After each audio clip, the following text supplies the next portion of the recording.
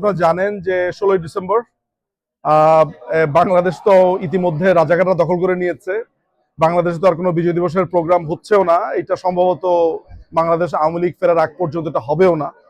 তো আমরা এই লন্ডন যুক্তরাজ্যবাসী যারা আছে, বাংলাদেশ আওয়ামী লীগ সহ যারা দলীয় কিংবা নির্দলীয় যারাই আছে, মুক্তিযুদ্ধের সপক্ষের যারা, আমরা এখানে এসেছি মুক্তিযোদ্ধাদেরকে স্মরণ করতে, আমাদের বিজয় সেলিব্রেট করবার জন্য।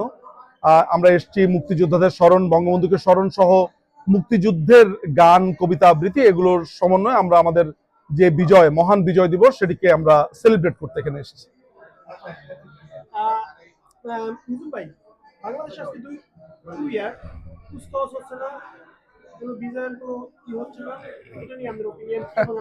আপনি আপনি আছেন কুচকাওয়াজ নিয়ে।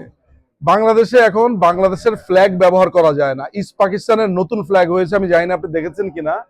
সেটি হচ্ছে যে আমাদের যে লাল রঙের যে চিহ্নটা রয়েছে সেটির মধ্যে একটা চাঁদ